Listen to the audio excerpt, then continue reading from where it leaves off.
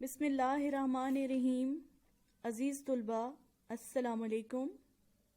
Army public school and college Attock Cantt کے اس تدریسی آن لائن پروگرام میں ہم آپ کو خوش آمدید کہتے ہیں. میں مسز طاہرہ بانو، جماعت ششم، مضمون اردو لینگویج کی تیسری اسائنمنٹ کے ساتھ آپ کے ساتھ حاضر ہوں. اس ہفتے اردو لینگویج کے لیے جو آپ کو ٹاسک دیا گیا ہے وہ ہے کہانی نویسی. کہانی نویسی یا واقعہ نگاری سے آپ بخوبی واقف ہیں. آج ہم کہانی نویسی کے اجزاء اور اس کے اصول و ضوابط کا اعادہ کریں گے تاکہ آپ کہانی تحریر کرنے کے اہل ہو سکیں. کہانی نویسی کے اجزاء: تمہید، عروج اور اختتام.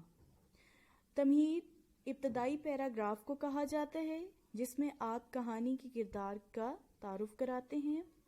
عروج نفس مضمون کو کہا جاتا ہے. اختتام جس میں آپ نتیجہ مرتب کرتے ہیں. کہانی نویسی کے لیے کچھ اصول و ضوابط کو مد نظر رکھا جاتا ہے. عنوان کے مطابق تحریر ہونی چاہیے، جملوں کی تکرار نہ ہو، ماضی کے صیغے کو استعمال کیا جائے، پیراگراف میں لکھا جائے. ربط اور تسلسل کا خیال رکھیں. ربط اور تسلسل سے مراد یہ ہے کہ پہلے بیان کیے جانے والے واقعات کو پہلے بیان کیا جائے اور بعد والے واقعات کو بعد میں.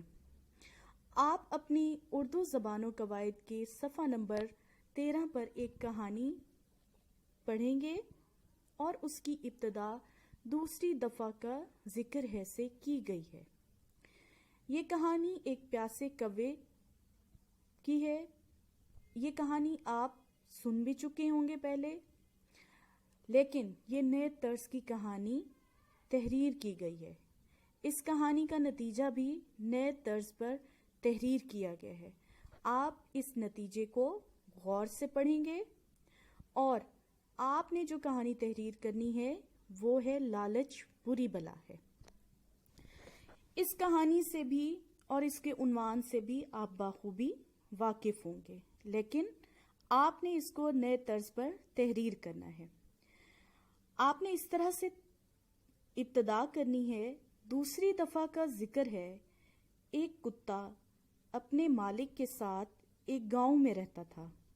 اس کا مالک بہت غریب تھا. ایک دن وہ بیمار ہو گیا. کتے کو کھانے کو کچھ نہ ملا. وہ بازار گیا. اس نے ایک قصاب کی دکان دیکھی. اس دکان پر بہت سارا گوشت تھا. وہ یہ گوشت دیکھ کر بہت خوش ہوا اور اس دکان کے قریب پہنچا. وہاں اس کو ایک گوشت کا ٹکڑا ملا. اس نے وہ ٹکڑا اٹھا لیا اور وہاں سے بھاگ گیا. اچانک قصاب کی نظر اس پر پڑی تو وہ بھی اس کے پیچھے پیچھے بھاگا. کتا بہت تیز دوڑ رہا تھا اور وہ دوڑتے دوڑتے ایک ندی کے کنارے پر پہنچا. جب وہ ندی کے کنارے پر پہنچا تو اس نے دیکھا کہ پانی میں ایک اور کتا ہے اور اس کے منہ میں گوشت کا ٹکڑا ہے. وہ یہ ٹکڑا دیکھ کر خوش ہوا. وہ بہت بھوکا تھا اور وہ یہ سوچتا رہا کہ یہ کوئی اور کتا ہے جس کے منہ میں گوشت کا ٹکڑا ہے. وہ اس کو حاصل کرنے کی تراکیب سوچتا رہا. یہ کتا لالچی تھا اور اس کے ذہن میں لالچ آ گئی کہ کیوں نہ اس ٹکڑے کو بھی حاصل کیا جائے اور اپنی بھوک کو مٹایا جائے.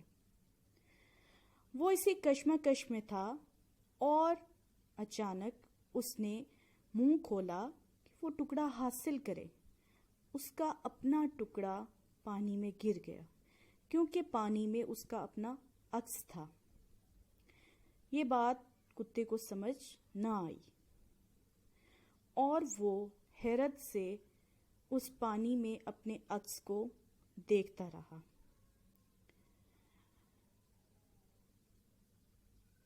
عزیز طلبہ، آپ اب اپنی کہانی تحریر کریں اور پیاسا کوا کی کہانی کے نتیجے کو ذہن میں رکھتے ہوئے اس کہانی کا نتیجہ مرتب کرنا ہے۔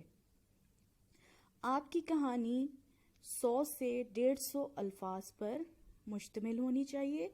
اصول و ضوابط کو مد نظر رکھا جائے۔ شکریہ۔ اللہ حافظ۔